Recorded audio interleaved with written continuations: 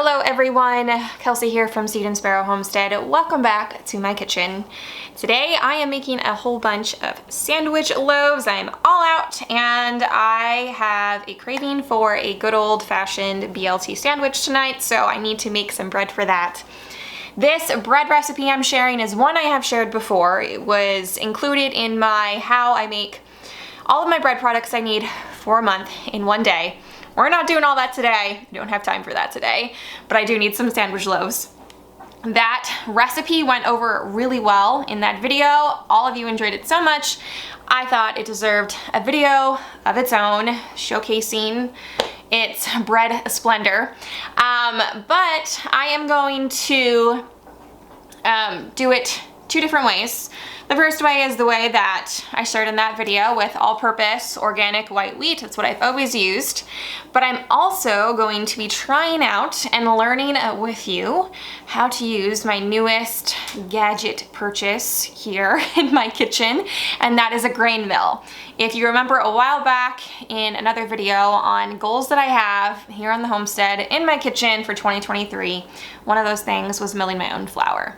So we are starting that journey today. I took the plunge, I purchased a mock mill, and I'll go over a little bit about that. I have some kamut grain here we're gonna be working with. I have einkorn berries on order, they're just not here yet. I am excited to see how it enhances all of my recipes. I know there's gonna be a little bit of a learning curve using freshly milled flour, so we're gonna work that out together.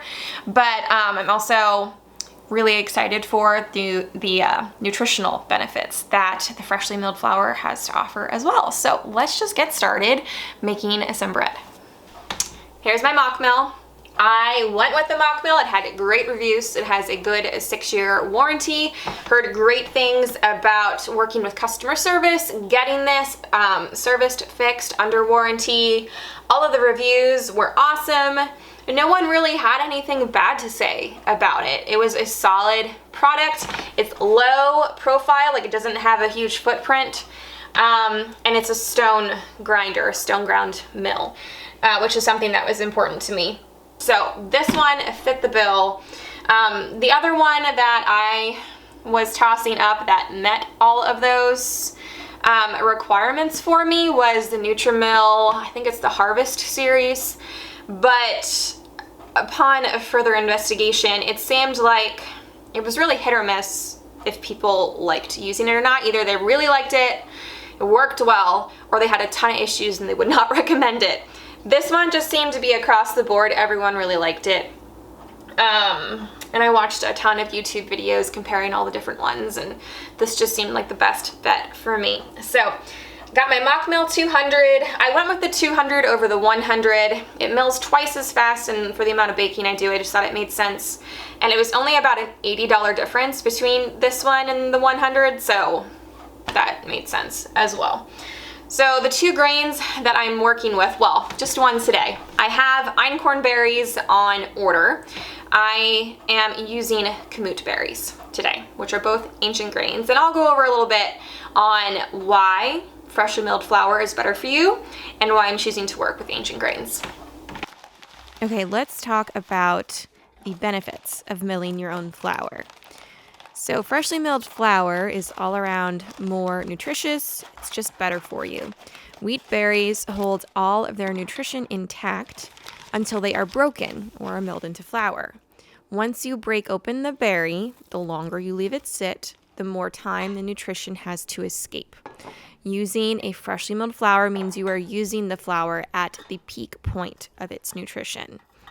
Now, because the freshly milled flour is full of nutrition, nutrition translates to more flavor. So using the freshly milled flour will give you a more flavorful end result. Oftentimes, wheat berries, when bought in bulk, can be cheaper than already milled flour. And in addition to that, you have a wider variety of grains to choose from. And whole grains also have a longer shelf life, and when stored properly, they can last up to 30 years. I decided to work mainly with kamut and einkorn, which are both ancient grains. Ancient grains compared to your modern day grains are much higher in vitamins and minerals and fiber. The amount of chromosomes in ancient grains compared to modern grains are lower. Modern wheat, I think, has about 42 chromosomes, whereas something like einkorn only has 14. So not only is it significantly more nutritious for you, it's also much easier for your body to digest. All right, so first, when I said we were learning this together, I really meant it. I've never looked at the instructions before. So I made sure everything was where it was supposed to be. Now it says to measure out 1/3 cup of uncooked white rice. Set the mill on setting 10. Over here it goes from 1 to 10, so all the way over there. And then turn on the mill and put the rice in the hopper. So we need rice, which I have to go get. One moment. I have my rice. So now take the hopper lid off. Get this guy plugged in. I feel like I should name it. If you have any good name suggestions, let me know down in the comments. I am an old soul. I like old school names, so if that gives you any ideas. All right, we're gonna turn this on. Yes, turn on mill, put rice in hopper, grind. Oh, we need a bowl. We need a bowl. We're gonna put that there. That would have been catastrophic. Yeah, okay, let's do it.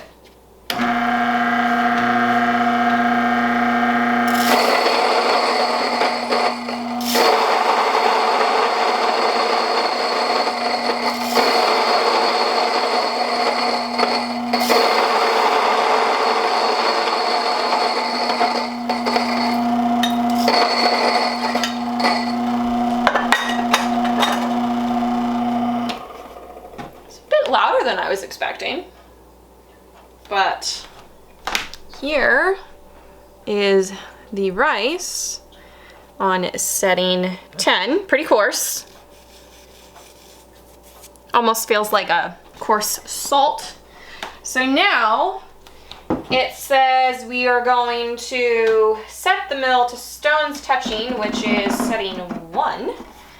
And we are going to remill this. So I need to get another bowl or put this back into a measuring cup. All right, turn it on again.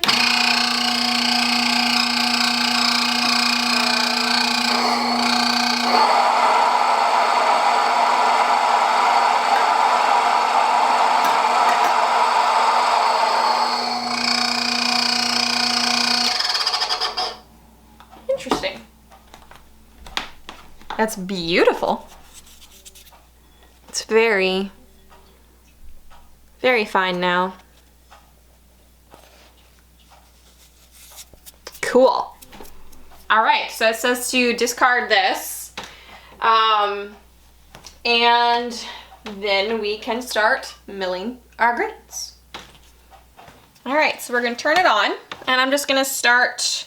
Oh, I readjusted it. There was too much sound of the stones hitting each other at the beginning, so I had to readjust everything, which now it sounds better when you turn it on. Watch. Like, you should just hear that little ticking. So, we're gonna throw in our grains. I'm not really sure how much to do. Is it like a 1-for-1? Does 1 cup of grain equal 1 cup of milled flour? I don't know. We're going to find out.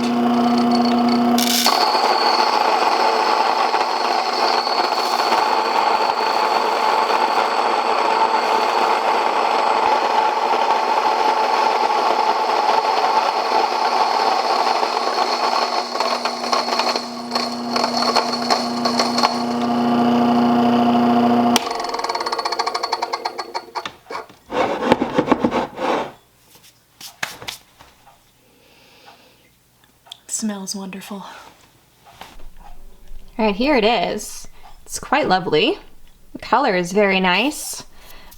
Smells divine, and it is a little bit warm, just a little bit, which is to be expected. We are on to our bread recipe. If you have not tried this recipe, you need to. You are missing out. It is a, in my opinion, perfect sandwich loaf. I cannot take credit for it. I did not come up with it, although I have tweaked it over the years to what the recipe is now. But it was a recipe given to me on like a little index card at my bridal shower, which is now 8 years ago. So I've been using it for a while. It's tried and true. We all love it. It's super fluffy and springy, has a really nice crumb. It slices easily. It will last in the fridge for at least a week, if not more than that. Although it never usually lasts that long. We eat it before then. But I also keep it in the freezer for up to 3 months, just wrapped, double wrapped with saran wrap, and then in a like freezer gallon bag. But we love it, and I think you should try it. So we're gonna get started, and the first batch here of dough we're gonna do is gonna be with the kamut, and we're gonna see how this goes. I know I'm gonna have to account for a bit more water. Freshly milled grains, with the exception of spelt, I think, absorbs more water. And I think you have to account for 2 to 3 tablespoons more water per cup of freshly milled flour you are using, with the exception of spelt. Spelt actually repels water, which is interesting. So I'm gonna keep that in mind, but I'm still gonna kind of go by feel, and we're gonna see how the dough is feeling to me. First, we are going to need 2 3/4 cups of warm water, not hot, not cold, 1.5 tablespoons of active dry yeast, and 1 tablespoon of sugar. We're gonna mix this up. I'm gonna cover it and let it rest for 5 minutes, and when you come back, it should look like this. Nice and bubbly. To this, we are going to add 1/4 cup of oil and 1/4 cup of honey. Next, I'm adding in 2.5 teaspoons of salt. We're going to mix that up really well before adding in our flour. This recipe calls for 5 to 6 cups of flour. I like to add in the 5 and then slowly add in the 6th cup until it just starts to pull away from the sides of the bowl and comes together to form a nice dough. This dough is sticky, so keep that in mind. You don't want to add too much flour, or else you will end up with a dry loaf of bread. You want to knead for 8 to 10 minutes. In the recipe using freshly milled grain, I ended up using a little bit less flour instead of adding more water, so about 5.5 cups. It's pretty sticky, although it says it will continue to absorb water, so we're going to trust the process. I'm going to grease my bowl here just a little bit, and I'm going to transfer that dough in here. I'm going to let it do its first rise till it's doubled. Usually that's an hour, but it's hot in here today, and that freshly milled flour was already warm, so I have a feeling it's not going to take that whole hour. So let me grab the dough. We're going to transfer it in here. It smells really good. That freshly milled flour has a little bit of a sweeter smell, so I'm interested to see how that transfers over to flavor.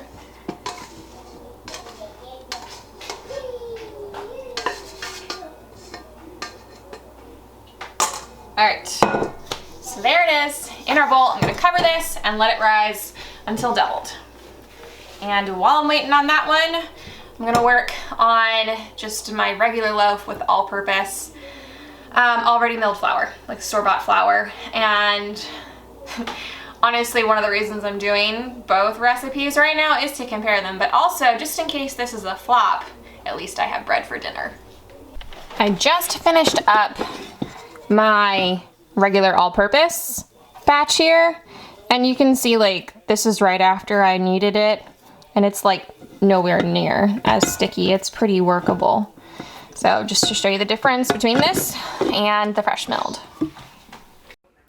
The freshly milled dough has risen It has doubled and has completed its first rise. So I am going to get this out onto my table here and work with it a little bit. It's definitely not as sticky as it once was, but it's still stickier than the all-purpose dough is at this point.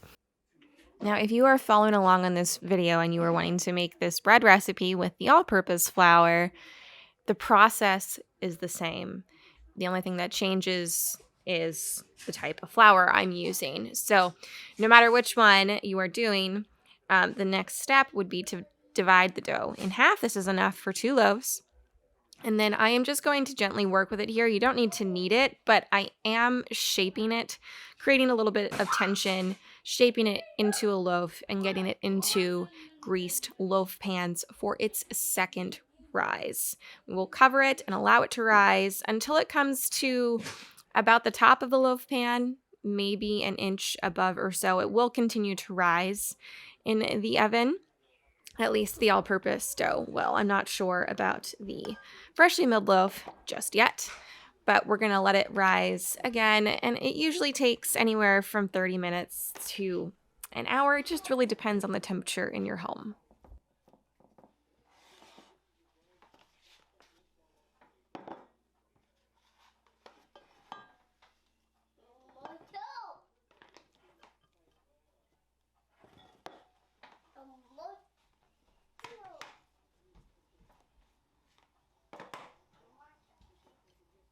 Now I had my oven preheating at 350 degrees. Here are the freshly milled loaves after they have risen for the second time. They are just above the top of those loaf pans, and I baked them at 350 for about 30 minutes. And here they are, all done.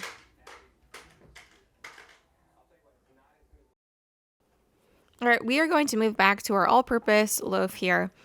Today I am using a Pullman pan, which is like a square loaf pan. It gives you a perfectly square on all sides loaf, kind of like a store-bought loaf. I like this one for my kids. It is just a little bit smaller of a piece of bread, which is perfect for sandwiches for them. Now this dough recipe will typically make 2 traditional size loaf pans, like the glass loaf pans I have sitting over there. But for this Pullman loaf pan, you need about 2/3 of the dough to fill this. You want it to be about 1/3 up the sides of this pan in order for it to rise all the way up and give you a nice square loaf. So the little bit that I had left, I had some mini loaf pans, and I just divided it in 2 and then put them in the smaller loaf pans. You could just take the remaining dough and put it in a traditional size loaf pan. You're just going to have a much shorter loaf of bread. Now, the smaller loaf pans here did not take long to rise to the top, and it only took them about maybe 15, maybe 20 minutes in the oven at 350 until they were ready.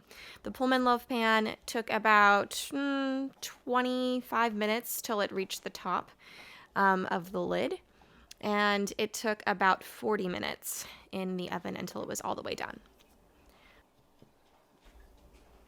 Cutting into our kamut loaf here. It smells amazing. It looks really good. Super promising, right? I made a few slices. Everything's looking good. I make a few more slices, and I'm realizing the air pockets are getting bigger, and then I find this massive air tunnel, and it didn't happen in just one loaf. It happened in both loaves in the exact same spot. So, this threw me for a loop. Never had it happen before. Thankfully, there were at least a few usable slices on each end for dinner. I got to make my BLTs, and they were fantastic. The all-purpose loaves were still in the oven, and it was getting late, and we were hungry, so I just made do with a few slices that I could actually salvage from these loaves. And we will be discussing what has happened to the other loaf in the morning. But here I just wanted to show you what the Pullman pan loaf looks like after it's all done. It's beautiful and golden brown, nice square edges. These pop out of this pan super easy. And this is what a really good loaf of bread looks like. I do remove the lid for about the last 5 to 10 minutes of baking to get the top golden brown as well.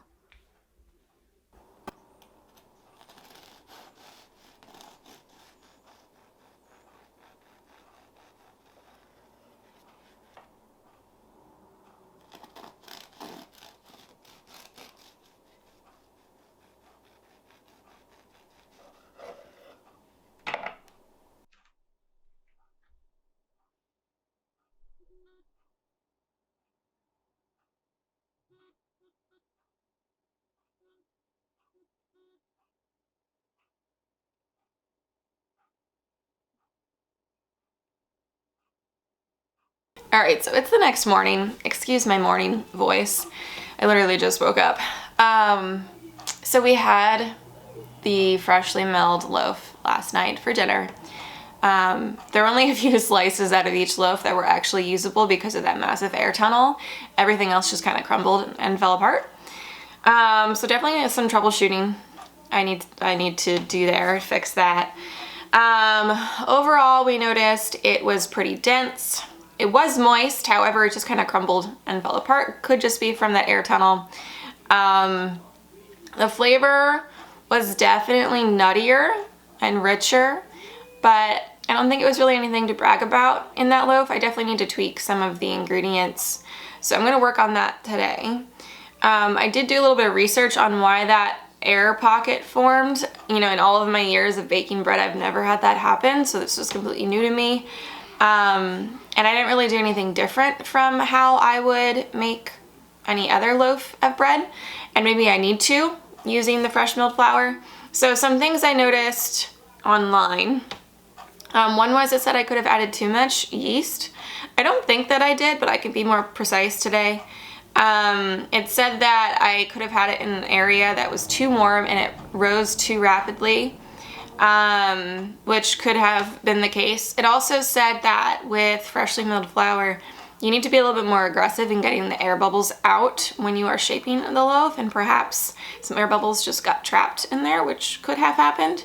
Not totally sure. So we're just gonna try again. I think I am going to add more honey, a little bit more salt, and then maybe adjust the amounts of flour and water again. And I also think that I'm not going to use oil. I'm going to use butter. I really noticed the flavor of olive oil in that loaf for some reason, which is odd, but I'm going to try butter today. So I am going to work on maybe another 4 loaves today. I'm determined to find a way to make at least a usable loaf today. But yeah, I'll bring you along for a little bit of it, and I will definitely show you the end results.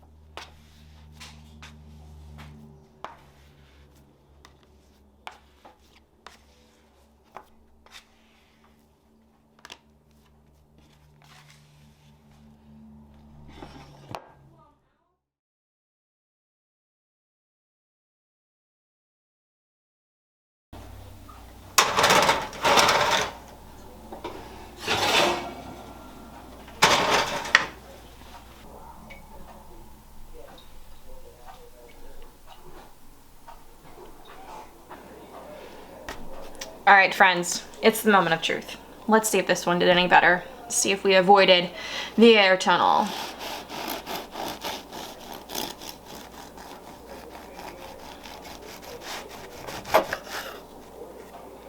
There's the first piece. That looks good. I'm gonna cut into the middle because I'm curious. Let's see.